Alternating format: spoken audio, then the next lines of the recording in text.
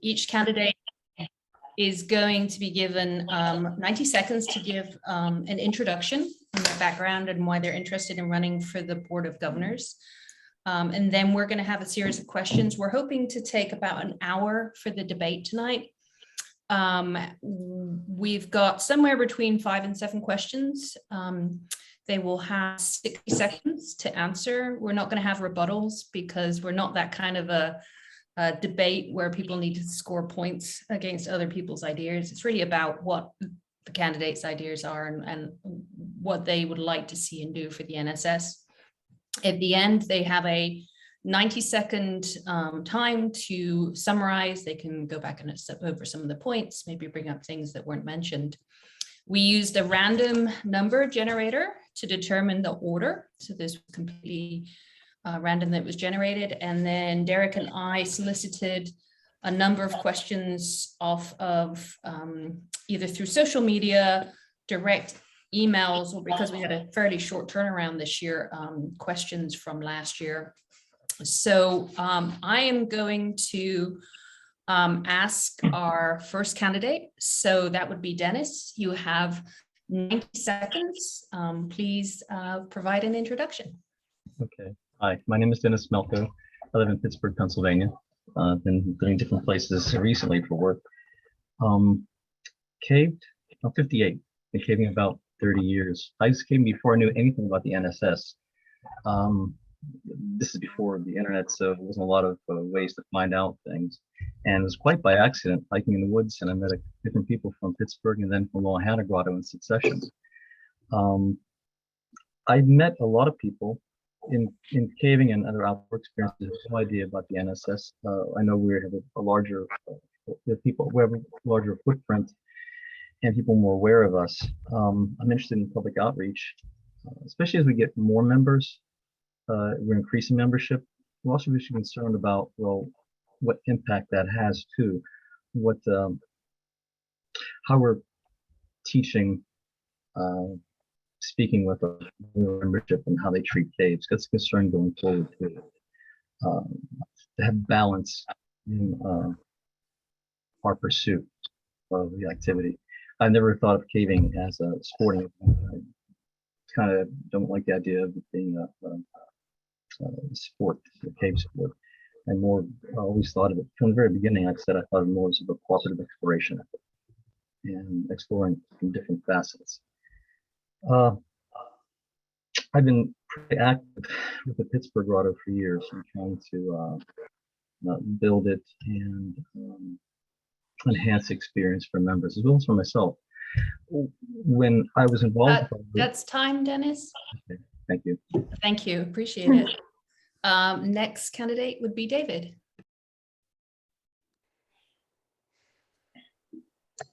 Hello, everyone. My name is David Brumbaugh, and I've been caving my entire life. My dad's a caver, grandma was a caver, my daughter's a caver, my wife's a caver. We love caves. I grew up in Penn's Cave. It's a fun commercial cave that my dad manages. I've worked at cave parks in Canada, specifically Horn Lake Cave Park on Vancouver Island. That's a neat one because it only offers wild cave adventures. Worked at the Caverns of Sonora in Texas. Immaculate cave, as everyone that's ever been there knows. While there, I snuck a peek at Carlsbad Caverns and fell in love with that. And so I decided to work there, and I've been a ranger at Carlsbad Caverns for the last 5 years. I was recently offered a job at Yosemite National Park, which was very difficult to choose because I've never worked in a non-cave establishment. And but my wife accepted her job offer at Yosemite National Park, so here we are. We're at Yosemite, and I'm craving caves, so I'm just trying to pretend that Yosemite Valley is a cave with no roof. But I spent the last 3 days at the Yosemite Search and Rescue rope folk and just talked about caves the whole time. So I'd love to serve on the board because I am passionate about caves and I want to spread the message of cave conservation and education and diversity and inclusion. Thank you. Thank you, David. Next candidate, Stephen. Thank you, Hazel. My name's Stephen Gladieux. I'm a current director on the NSS Board of Governors. I've been caving for 17 years, since 2005. And that's taken me all over the world and brought me to many new families and friends from Canada, Mexico, China, Europe. I love hard exploration caving, but I really like to alternate that with easier trips for newer cavers and opportunities to mentor and give back to the community in that way. I've been the president of an NSS grotto now for around 11 years of a traditional 15-year term. So commitment is not something that I'm uncomfortable with. It's been a great 3 years working on the board. I think we've got a lot of movement, a lot done. I think there's a lot left to do. I'm excited to keep doing that and to keep working with all of you and for all of you in this kind of great extended family that we have. There's a lot of interesting issues about the growth of the society, about dealing with new generations and conserving the resources we have. Thank you. Miki. Thanks, Hazel. I'd just like to say it's an honor to be here tonight. It's an honor to have been nominated and to be included in the ranks of these wonderful esteemed cavers. My name is Miki Manning. I live in Atlanta, Georgia. I do most of my caving in the Tag region. My home grotto is one of the largest in the country. It's Dogwood City Grotto, and I'm currently serving my second term as corresponding secretary for the Dogwood City Grotto. I'm also the editor of our quarterly publication, which is the Georgia Underground. Last year, I also served as our auction coordinator. We raised over $2,000, which is now being used to fulfill grants. Additionally, I had the pleasure of shadowing the cave-in chair, Lisa Andrews, so I learned quite a lot about large event organizing. And I believe I can use my leadership and communication skills in the position of director to increase membership, retain membership, bring in revenue, and advance the mission of the NSS. Thank you. Thank you, Miki. Travis. Thank you, Hazel. My name is Travis Camp. I've been a caver since about 2012. I converted my my regular membership to start paying off my life membership about 5 or 6 years ago, and I just finished paying that off this year. So that's really exciting. I had a conversation with some fellow cavers several years back about that, and learned the difference as far as how much money the society can make off of that membership. So I wanted to make sure I made that commitment. As far as caving, I've done alpine caving, expedition style caving. Don't mind being a tag pit bouncer. Mexican food after a cave is just as delicious as like a prepackaged, good to go type meal. In terms of the NSS and leadership organization, that is definitely new to me. I haven't taken a leadership position before in a grotto or with the NSS. I do have quite a bit of the leadership experience within my profession with what I do for work. I don't know all of the problems that the NSS faces, but I want to meet those head on, and I want to learn from the folks that are and have been directors for some time to help make the society and keep the society this wonderful organization that it is. And just continue to grow, obviously membership, but education, conservation is also kind of a key thing for me. Thank you. Appreciate that. Just remind the candidates to keep yourself muted when you're not speaking. Okay, Derek, over to you. Okay, I want to just take a minute to thank the candidates for participating and apologize because a lot of them were some of the last to hear that there was going to be a debate tonight. So I think some of them just learned about it yesterday, and so I'm grateful they all took the time to be here, and apologize for not communicating better. That's probably one of the shortcomings of the NSS. You can work on fixing that if you get elected. We're going to go into questions, and again, the order has been generated randomly, and I'll start by reading the question, and then Steve, you're going to be up first. So the first question is, the mission of the NSS reads, the National Speleological Society is a nonprofit member organization dedicated to the scientific study of caves and karst. protecting caves and their natural contents through conservation, ownership, stewardship, and public education, and promoting responsible cave exploration and fellowship among those interested in caves. So with that said, which aspect of this mission statement do you feel the NSS is strongest? And what do you feel are areas for growth? Now, Stephen, you'll get 60 seconds for response. Thank you for that question, Derek. Boy, that's a wide question. We have a lot of good strengths. You know, recently we've done incredible things with our preserves, with acquiring more preserves, with improving our management plans. But that being said, we can touch far more caves through our cavers, our members, than we could ever hope to own directly. So I think while we are strong in our messages about conservation to our membership, it's through education of members and non-members, through our education division and all Devers efforts, that we can have the biggest effect. And even though I think we're pretty strong there, because that can have by far the largest effect, it's where we need to continue to focus in bringing that education out to the school systems like we're doing, and in increasing our education about conservation and safety for our members as well, because they're really amplifying. Thanks, Sorry, I Steve. was sticking to 60 seconds there. Yeah, I appreciate that. Dennis, strengths of the NSS with respect to its mission statement and opportunities for growth. I think that what we have as far as education and training within the NSS, we're pretty strong with exploration, which is not my realm really, other than locally.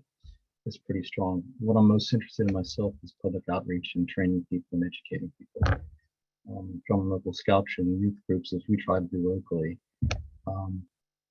And within the organization too, to keep a communication and a personal contact through various means, whether it's events or projects have you. I think how you inform people and help direct them in a manner that's good for them is through personal contact. We rub off on one another. We can't help but take on attributes of those we're surrounded by, whether by choice or not by choice. And the more we have connectivity between each other, more experience with each other, and hopefully our better influences will surpass our worst. That's how you educate people and bring them around to a better way of being. I'm not going to say more than that. Thanks, Dennis. That's time. David, your thoughts on strengths and growth opportunities for the NSS?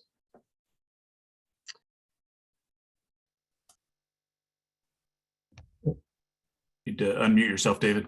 Sorry. Could have sworn I pressed that button. Thank you, Derek. I think the NSS does a phenomenal job at exploration and research.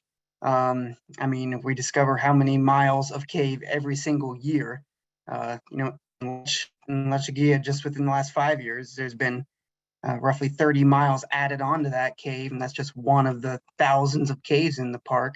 So yeah, research and exploration, survey and mapping, the NSS does a phenomenal job. But when I use the word speleology in public, people think I'm talking about a sci-fi show. They don't know what it is. So I think speleological society could definitely enhance in public outreach. I've done a lot of school public outreach for cave education and diversity inclusion, pulling in people from different areas. So I think that's where we should grow.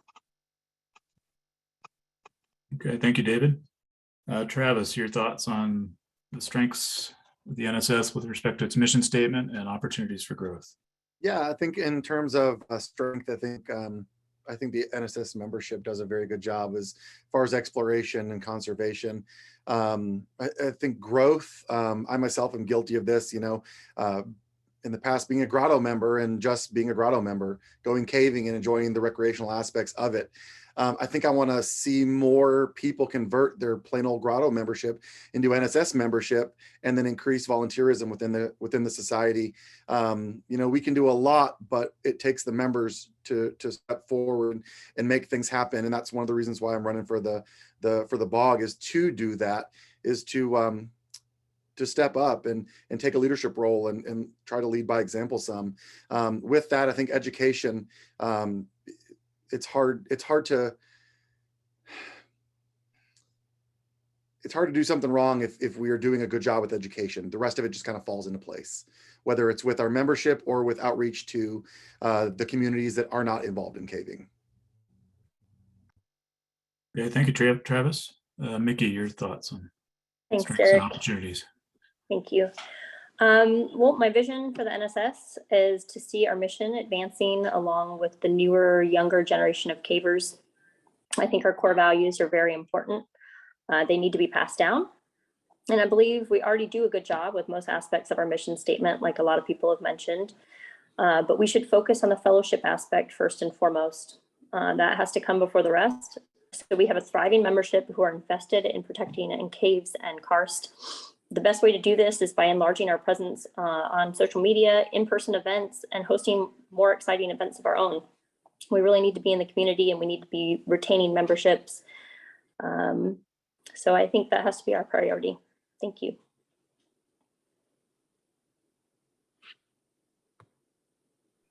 I think you have to unmute yourself, Derek. Thank you. Hazel, you want me to move on to the next question? But we're not going to take this in turns. Are we gonna take it in turns? I We said didn't rehearse. Did you not read the memo?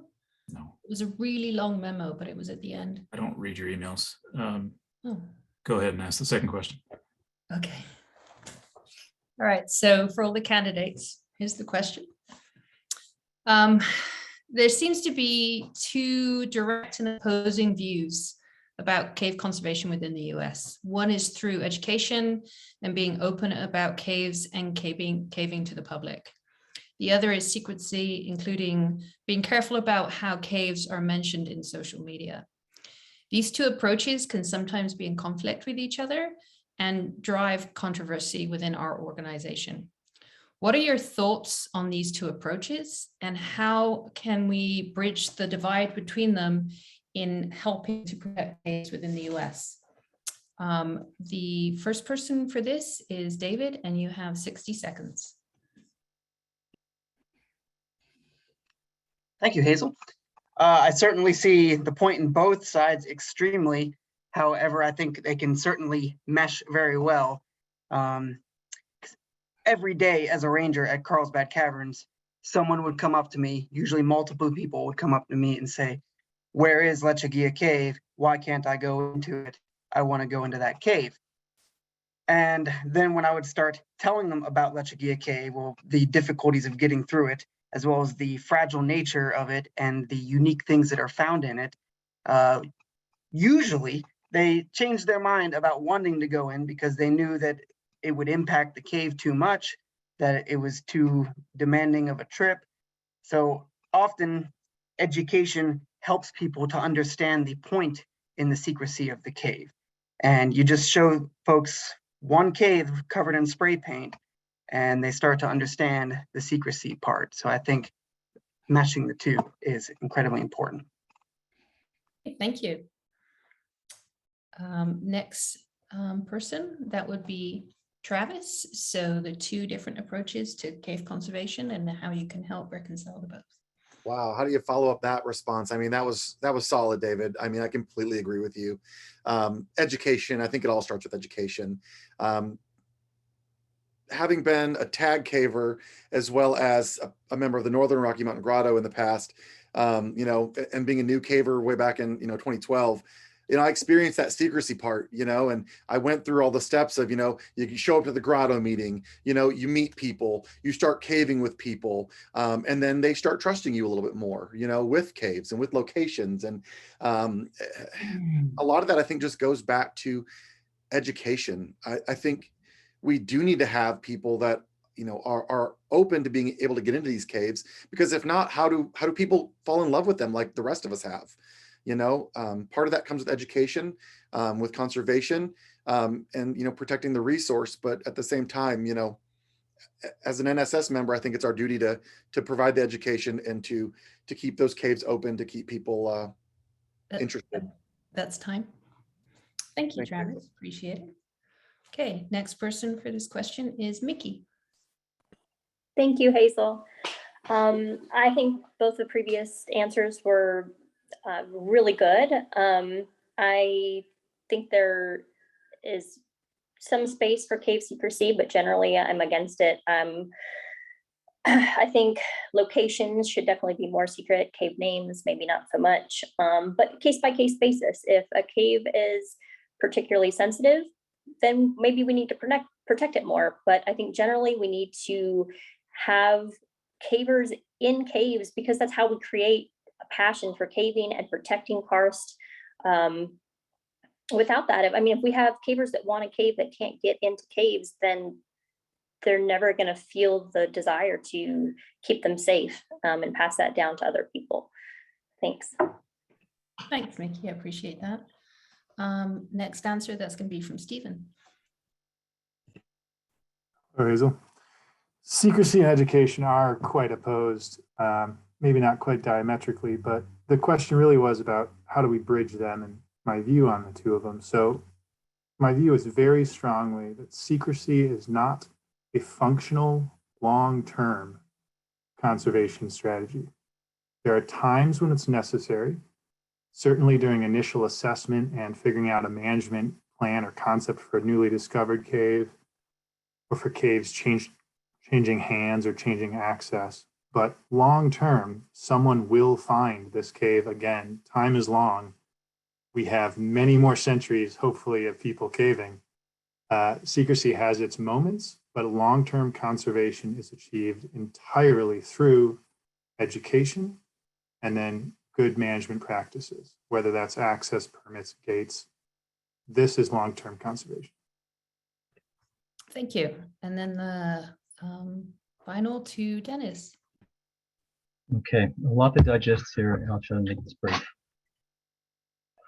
Openness versus secrecy. It depends upon local concerns. You know, from my thoughts, what I know. I can't tell another community how they should handle their case if they know more about that area than I do. What's most important for the community of cavers there, I think, but there needs to be a balance of concerns. You know, most important word or concept in any word or culture is in language or culture is about concept, balance out the different wants and desires. But how different is it from dealing with landowners? We quite often don't want to go on the land either. You know, we meet landowners, we talk to them, let them get to know us over time, they need to trust us. It's the same conditions, the same situation. When we're approaching people who are secretive about the caves and want to see what you're made of. Locally, we have more problem with gating and permanent closure of already known caves than we do with other things. That's time, Dennis. Okay. Thank you. Okay, Derek. Thank you, Dennis. All right, move on to the next question. It is, the NSS has been moving towards hiring an executive director for several years. What is your position on this initiative? And we will start with Miki. Thanks, Derek. I'm for it. I think I know personally from helping run one of the largest grottos in the United States and from my experience helping to organize the Tag Fall Cave-In, that having a smooth operation takes a lot of time. It takes a lot of dedication. More than once, I wish that I could be a stay-at-home caver so I could dedicate my whole life to caving and the organization of some of these things. That said, my opinion matters less than that of the membership. So it's really up to what the members want, but feedback that I have heard seems to be pretty positive in regards to the hiring of an ED. But I will always prioritize what they want because it's not about me, it's about the membership.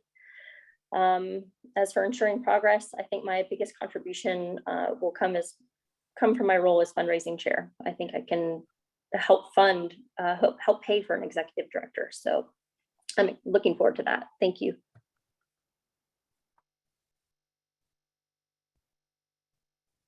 Sorry, muted myself. Thanks, Miki. David, your thoughts on an executive director for the NSS? I think it's a good idea. The National Speleological Society is essentially the largest cave organization in the world. and it's a professional organization, and all the big researchers, cave mappers go through the NSS, so it only makes sense that it should have a professional staff involved in operating it.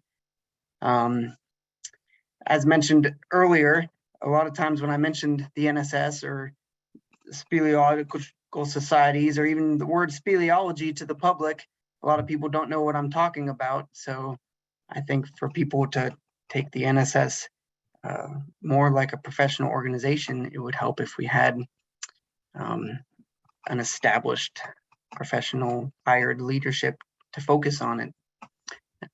That's my thoughts. Thank you, David. Travis, your thoughts on an executive director? Yeah, thanks, Derek. Personally, I'm for it. I think having somebody in the ED position would be fantastic for the society. I would definitely want to look at, in terms of financials, where the society sits. I haven't delved deep into that part of it yet, but yeah, overall, I'm for it. I think a lot of what everybody else is saying is really solid. Having a face for the NSS can be a very good thing, especially one that is committed 100%. That's what they do for a living. As a volunteer organization, I think it could be very beneficial to have somebody, kind of at the top, making sure that everything continues to get done the way it's supposed to. Thanks, Travis. Dennis, your thoughts on an executive director? I do agree with it. I think it's a positive direction to take. I've had some discussions with Christine and Kurt Harler about this. They gave me the reviews for it. I think it's a good move in a good direction for us to have someone with more permanence and professionalism that's help guide the organization as large as we are and diverse as we are. Just like the office staff, you have people you call and talk to. But and I'm interested in how volunteers will work with the professional to make their job as efficient as possible. And I'll be looking to, whether I am selected or not, I'm looking to volunteer in some manner to help out. Thanks, Dennis. And Stephen, your thoughts? Past boards and membership for a very long time now has supported having an ED really consistently in polls and surveys and feedback. And I also support it. Having that professional there full-time adds professionalism. It adds follow-through at a level that is difficult to consistently achieve with volunteers. It's a stable touch point for contacts, for donors. And in the past, some of the hurdles have been the financial side of it, which is less a hurdle now. And then the massive task of essentially rewriting two-thirds of our bylaws and acts to restructure the society to incorporate this position and put our paid staff and our volunteers in sensible places in a reporting structure that makes sense. But we can do that now. It's well within our reach, and we're going to reap enormous benefits when we do. Thank you, Steve. Hazel, back to you for the next question. Okay, thanks. Okay, so this question for the candidates. It is a requirement for NSS bulk members to volunteer in a committee. Where are you interested in volunteering? And this goes to Travis. I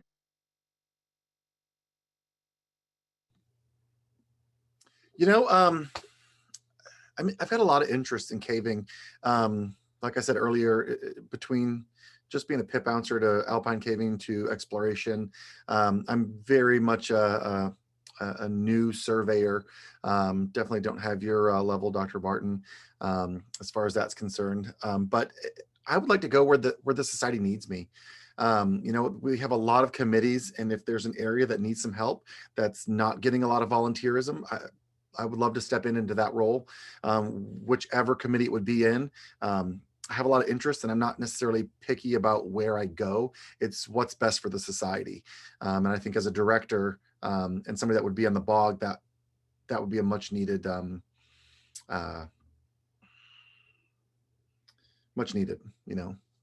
where you're needed. Thank you. I appreciate the use of the title, but only Derek is required to call me Dr. Barton. The rest of you can call me Hazel. We're all cavers here. Same question to Stephen. Hello, Hazel. As a member on the board, I'm already part of several different committees. I'm on the bylaws committee, which really bylaws and acts, the policies we create are the heart of how directors achieve goals. You know, we're not in operations, we're in strategic planning and in policy, really. I'm also on the strategic planning committee. And in the past, I've worked pretty hard to help get the code of conduct conceptualized, written, and passed. I was on that committee as well, and have been on several other in the past membership committees looking at numbers.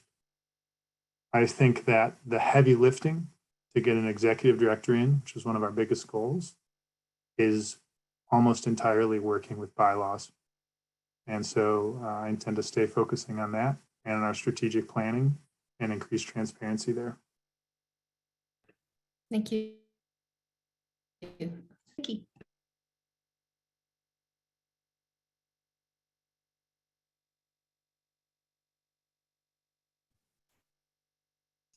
Did you say me? I think you cut out a little. You cut out. I'm sorry, Miki. Oh, Mickey. Sorry, Hazel, you did cut out. Thank you. This is an easy answer for me, at least. Christine has already appointed me the chair of the fundraising committee, so I'm extremely excited to jump in and focus my talents on bringing people together and bringing in new sources of revenue to the NSS. So I'm just looking forward to it. Thank you. Great, thank you very much. Next, same question to Dennis. Hi, Ian. In the past, I've dealt with Keith Whelan on the IO committee when we updated our constitution about 12 years ago. And I offered at one point, they really didn't need anybody at the time. That's something area of interest to me. We're updating our bylaws and well, actually creating them and acts for our grotto now in Pittsburgh. We tried 10 years ago.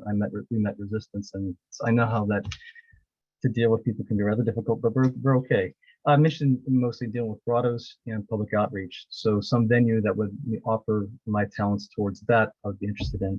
And Miki, I want to talk to you about your ideas for fundraising. Yes, sometime. Okay. Anyway, we're going to have bylaws this year, hopefully set up. Our president's excellent, Trevor, and I think we're moving in a good direction. So thank you. Thanks, Dennis. Okay, David, where would you like to volunteer? Most definitely the education branch. I have a bachelor's degree in education, and almost all of the lesson plans that I taught when I was an elementary school teacher were cave themed. But until coming to Yosemite, just within the last couple months, the last 20 years of my professional life has been about cave education and outreach. So yeah, definitely the education committee. And I'm really craving it now that I don't have a cave to hide in every single day. So my daughter and I are currently working on a father-daughter caving podcast that we want to put out there. And I forgot to hit the start button on my timer, so I'm not sure when my 60 seconds is up. But definitely the education branch. I love teaching people about speleology. It's one of my great passions. Thank you. Derek? Thanks, David. And we'll move on to the next question. It is, what would you do to foster a more inclusive caving community? And we'll start with Dennis. 60 seconds, Dennis. Caught me off guard there. Okay, well, inclusive caving community. What we're trying to do locally is establish a newsletter to help communication on what's going on with the grotto. Open meetings, board meetings are open to members. Personal communication, contact, whether you're on an NSS board or whether you're on the board of your grotto or a member of your grotto, reach out to other people. You invite them on trips, you invite them, you talk to them about possibilities. what I'm interested in, two things. One, people don't have the resources for time. The other thing about money, the time's a resource too. People don't have weekends and evenings off all the time. Trying to address that, I write that in my candidate statement. And I'm losing my train of thought. I'm sorry. Yeah. But the public outreach to just to communicate with people and keep personal contact as best you can. I had another idea there, but it escaped me. It's not coming back. Yeah, thank you, Dennis. David, what would you do to foster more inclusion in the NSS? Well, I like to help people realize that there are literally caves for everybody. There's wheelchair accessible caves. There are caves that have concerts in them. There are caves that people drive Jeeps through them, like Fantastic Caverns up in Missouri.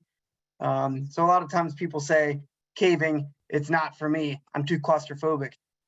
Well, Jim White was claustrophobic too. He didn't like small caves, and he's one of the most famous cave explorers in the world, for Carlsbad Caverns National Park. So helping people to realize that there are caves for everybody. But I think my family is a great model of cave inclusion. My wife is an African-American caver. Our daughter is a half African-American, half white caver. And I love going into the city and teaching people about what's outside of the city. So yeah, just helping people to understand that caving is really for everybody. Thank you, David. Stephen. Thanks, Derek. Inclusion starts and ends with our internal organizations, with our grottos and our sections. And there's so much that they can do that we can support them better on. I think of even things like in your hometown of Denver, fantastic grotto greeters like Mary Klaus that go so far towards helping people feel included when they first contact the grotto. Targeted grants can do a lot. And education, of course, outreach and education. But there are also some hurdles that we aren't talking about that are really a thing we can focus on too. We have a lot of members that don't know necessarily how to communicate to folks that come from a different socio and economic background, a different race, a different gender, a different age group, and trying to help educate and coach those members about how they can be more inclusive and communicate a little better is enormous. We should focus there. Thank you, Steve. Miki. Thanks, Derek. Steve, I think you had a really good answer. I really appreciate this question. I was looking over the NSS website recently. I noticed that the photos are all of people who look really similar, all mostly white like me. So I'd really like to see some more photos of people of color. I'd also like to see people from marginalized communities be fostered in leadership roles. I'd like them to be on the front lines of our outreach programs, but only if they want to be. The first step is really to ask these minorities what they want to see happen. It should be in their hands. They should be the decision makers. I agree, though, that representation matters. And if we can put people in the community who don't necessarily look like the typical caver, then maybe we'll attract more diversity. Thanks. Thanks, Miki. Travis. Yeah, as someone that's caved in a lot of different areas of the country, I think I like the idea of kind caving, especially through grottos and leadership, just encouraging people that are leading, maybe providing some education and training for those people and just how to be kind and inclusive to people that necessarily don't look like them. I've heard of several situations that have happened, past NSS conventions, past caving, during caving club activities, that kind of stuff, where people say things offhand and don't necessarily mean it in a bad way. That's just, their personality or whatnot. And I think a lot of it just goes back into working with our volunteers at the grotto level on how to be kind and how to, be inclusive to people that don't necessarily look like them. Thank you, Travis. Next question, back to you, Hazel. That's Dr. Barton to you, Derek. Okay, so for the candidates, the NSS has developed a number of new initiatives in the last couple of years, including the Cave Preservation Network and the Vertical Training Commission. Do you support these initiatives, or what initiatives would you like to champion?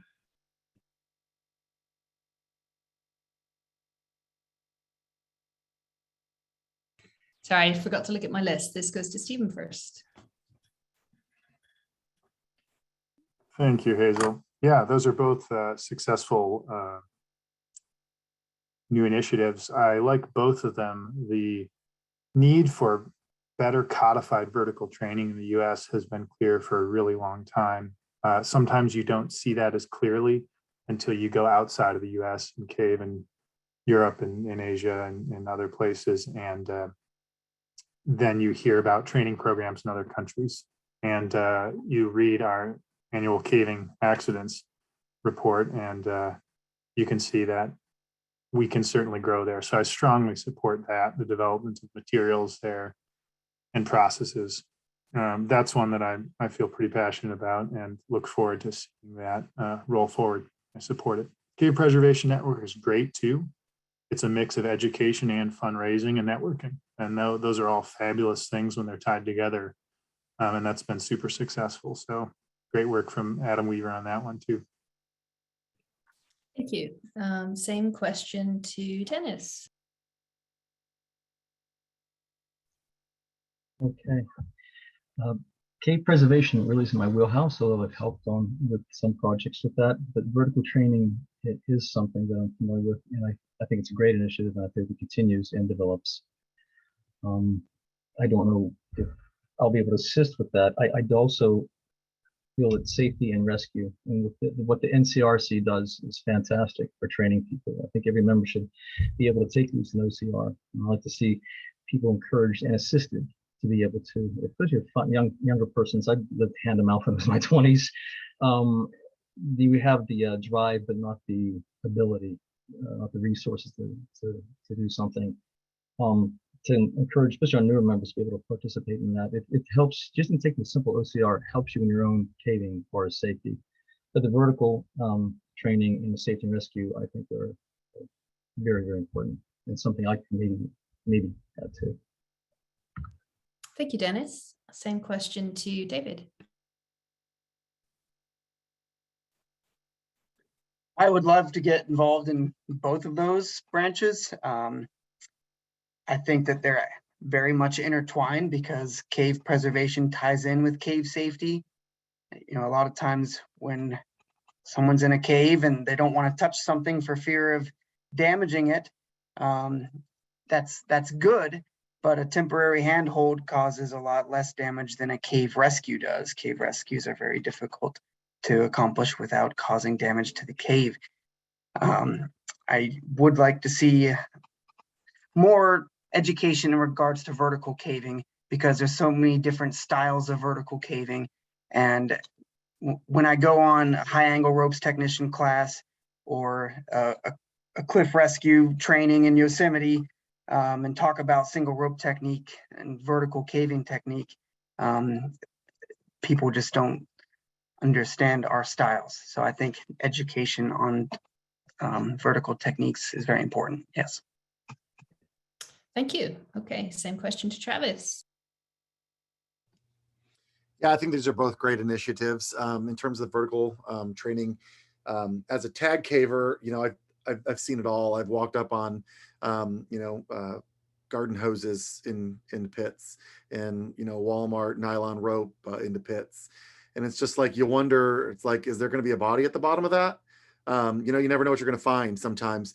So outreach, I think, would be fantastic, and not necessarily just on the NSS page, but also on the different social media platforms. I think would be beneficial.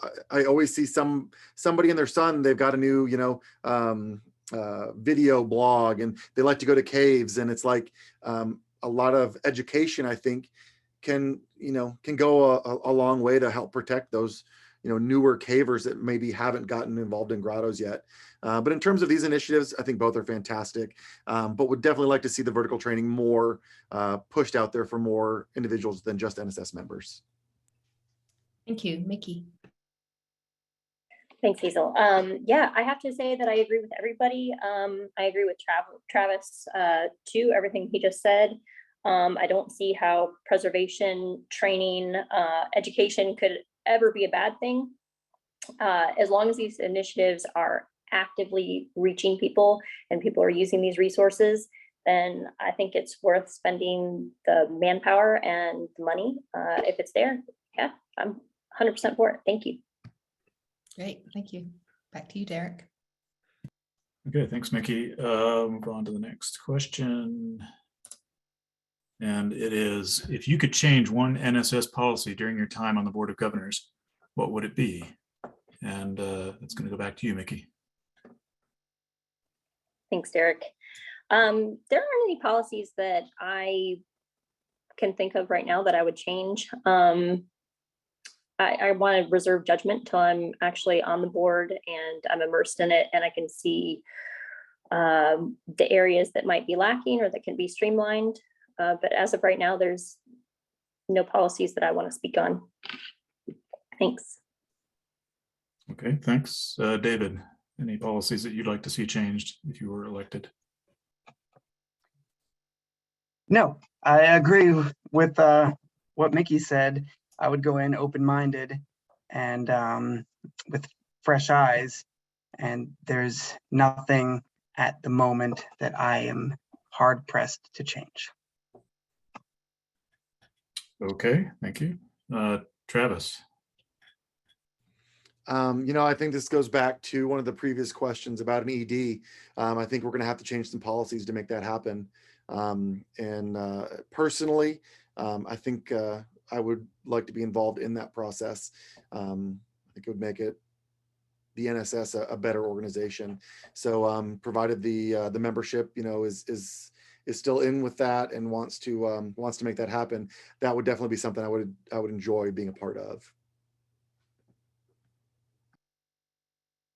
Okay, thank you, Travis. Dennis, any policies you'd like to see changed? Yeah, this policy where board members can't receive first-class travel and lodgings when meetings and events and everything, maybe I'd like to see that change a little bit. But there's really nothing that I have. But I tell you what, I will be open and listen to the membership for issues. That's all. Okay, thanks. This is a quick question, I guess. Stephen, your thoughts on policy changes? Oh my gosh, not quick at all, Derek, not quick. There are so many policies we have that are ineffective, inefficient, outdated, or in conflict with each other. So many. And yeah, a lot of them are going to have to change for putting in an executive director. And so it's a great opportunity to do it. One that comes to mind here in a quick second is our long-term planning. Just to get an executive director, I think they're going to want to see some stability and direction. So one of the challenges is our long-term planning right now is a process that's poorly defined, takes a very long time. Once a long-term plan is approved, there's nothing preventing the very next day or the very next election, one extra person voting the other way and throwing the whole year's worth of effort out. So I think we need to have a better process. We need to achieve more than a bare minimum 51% consensus. We need a supermajority to lock it in. And then we should put it behind a little bit of a wall where it takes even more people to change it until it cycles through the next time for stability. Okay, thanks, Stephen. Hazel, I will, but that's Dr. Barton. That's Dr. Barton to you, Derek. take us through closing arguments. Okay, so thanks everyone. I know that this can be a challenge, and as Derek said, that it was reasonably short notice. Just so everybody watching knows, you guys don't know what the questions are in advance, so it's a fairly level playing field that you're all being exposed to them at the same time, and we're asking you to kind of be on your toes a little bit. And it requires a little bit of flexible thinking and effort. And at this point, you're probably all quite tired and ready for this to be over. But we'd like to give you all 90 seconds now to maybe take a little bit of time to think about a summary, any points you want to go back to, anything that hasn't been raised that you think you would like to discuss. So this is really a period for you to raise any issues or make any closing statements that are important to you and you would like the membership to hear. So again, this roster is being determined by a random number generator, and everybody will get 90 seconds, and after that we'll be done. So okay, first up, and I've got to get my timer here that just closed itself, is Miki. Thank you, Hazel. Well, first, I'd really like to thank you, Hazel and Derek, for taking time out of your busy schedules to do this. I know it was short notice for you guys too. You didn't have a lot of time to plan it, so I really appreciate that. I'd like to thank the other nominees. It's really an honor to be here with you guys. I feel so, I don't know, blessed is the word I want to use, but lucky, I guess. I think all of us would make really good directors. But if I'm awarded this opportunity, I'm looking forward to growing and learning as much as possible so I can represent the membership well. I'd also like to reiterate how important building a thriving membership is to me. Without that, we cannot hope to spread our mission. I'd also like to encourage you all to reach out to me via phone call, text message, email. Those are all in my platform. I can also be found on Facebook under Miki Manning and on Instagram as MJ Begonia. So please reach out. I'm very open to hearing all your concerns, and good luck to everybody. Thank you. Thank you, Miki. I appreciate that. Next up is Stephen. Thank you, Hazel, and I'll echo those thanks from Miki to both you and Derek for putting this together. Last minute means last minute for you too. It's hard to do. You know, I'd like to circle around to the role of the director, because we all want to give back and get involved and use our talents and our time to help. But sometimes we think that being a director is different than it turns out to be. It's not operations. You're not managing or pushing forward actual bodies on the ground or putting into action policies. It takes a really long time to come up to speed as a director too. Any of these large roles up at the top of the organization, actually. There's so much to read, these huge body of bylaws, acts, policies, reports, procedures, to be able to recall them from memory. And there are a lot of ways to contribute, like I said, and it can be tough sometimes for us to choose between being a director or being in a strong role in operations. But at the end of the day, the director works mostly through strategy, coming to consensus, and crafting really nuanced language for better policies, better structures that can't be misinterpreted and can drive us in the direction we want, creating the cultures and the structures and the long-term vision. That's what directors do. And I think this is a great group. Everyone looks great. Thank you all. Thanks, Stephen. Same question. I guess it's not a question, it's an opportunity to summarize. That goes to David.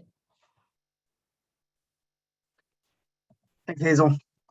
To summarize, I'm just really honored to be considered for this because I've been Caver Dave my whole life. The caving community has given me so much. And I mean, I grew up with Dad telling me caving stories as my bedtime stories. And so I've always felt like I've done a lot for the caving community since it was my job for the last 20 years. And as a child, I would go on grotto trips and go caving with Boy Scouts and whatnot. But ever since coming to Yosemite, people see me and they holler, "Hey, it's Safety Dave," because I'm the safety specialist here. And I've always been Caver Dave, and it feels like a stab in the heart. So I feel like I'm not giving to the caving community what I should be giving now that I'm not working in a cave. I'm very passionate about the subterranean. They're very magical places with the science behind them, the beauty, the fragility, the discovery, the adventure. And I feel like I'm not as passionate when I'm not in caves. So I just want to do what I can to give back to the caving community. Thanks, David. Appreciate that. Dennis. Okay. Well, this is a really strong candidate group. I mean, this has been quite good a learning experience. The last couple of days, what caused me to think about my motivations and my needs and wants and stuff. And I actually had to think about, I'm going to vote for myself, but that chance for limited. I'll volunteer, whether I'm selected or not, I'll volunteer and assist as needed. Volunteering has been a very important part. Those are my early years before work interceded for a lot of things. And I admit the last few years, except for caving, I've gotten away from volunteering. Not just NSS, I kind of branch out in a lot more things. As my time frees up, I'm there in retirement. I'd like to encourage and assist, especially newer members, to expand their contacts within the caving community. And for me, when I started out, when I met Ed McCarthy and did a photo trip with him, and I got involved with WeBacks, that opened up a whole new world of caving for me, meeting more people. And that's what I'd like to encourage our newer, younger members to do, is give them the opportunity and assist them in doing so, not just staying with the grotto that will develop and make it better, but I want to push them out and meeting other people at events, at projects and everything. And that's going to be the best thing for our members and for us getting a real feel of how things are with the community in general. So that's all. Thank you, Dennis. Okay, so the last word goes to Travis. Oh boy, the last word, huh? Thank you to Derek and Hazel for setting this up. Thank you to the other individuals that showed up and are participating by watching tonight, and for those that are going to be watching the recording at some point before the election ends. I definitely want to kind of go back to Stephen's point about stability for the organization. I can't harp on that enough. I would completely agree with stability. We need to make sure that, you know, the policies and the things that we enact over the next 3 years, you know, if we decide to move towards an executive director and being more inclusive, that all these policies aren't just, you know, gone away, you know, at a whim from individuals that come in that might have a different opinion. I think that the NSS as a whole is moving in a fantastic direction in terms of the amount of capital we have currently, you know, with outreach, with education. All these things are great, but unless we continue to make the policies that we have in place effective and efficient, we're not going to go anywhere. We're just going to keep spinning our wheels. So we need to address those things that need to be addressed, make things efficient, make sure they work. And if they don't, figure out the language and figure out the personnel that we need to make them work. That's what I would like to do if elected. Thank you, Travis. Appreciate that. Good. Derek, do you want to close this out? Maybe just a few closing remarks. I want to thank everybody, all the candidates, for participating tonight. And again, I apologize for the short notice. It's pretty clear to me there are no bad choices in this election. Okay, every one of you would be an excellent director, and I wish you all luck. I appreciate very much, and hopefully the rest of the membership appreciates your willingness to serve the society. It's a tremendous commitment of time and money, and to be a director, and whether or not you're elected, it's appreciate the willingness to make that commitment. And I guess that's about all I have to say. Again, thanks everyone for your time. I guess maybe one last word to the membership, anybody that's watching. I would encourage you to go out and vote, and to encourage your fellow NSS members to vote. I think we have, unfortunately, kind of a pattern of low turnout for these elections. I think the voting rate is somewhere in the low 20% range. And so if we want to have leadership that represents us and our interests and so on, we should take a more active role in learning about who's running and cast our votes. So again, thank you to all the candidates. Hazel, your thoughts, closing remarks. Yeah, I think I served as an NSS director for 6 years. I don't think people realize quite how much work it is. And it's a monumental effort to undertake, and the willingness to do that and serve the society. So we all think about what the society does for us, but it's kind of hard to reverse that and think about what we can do for the society.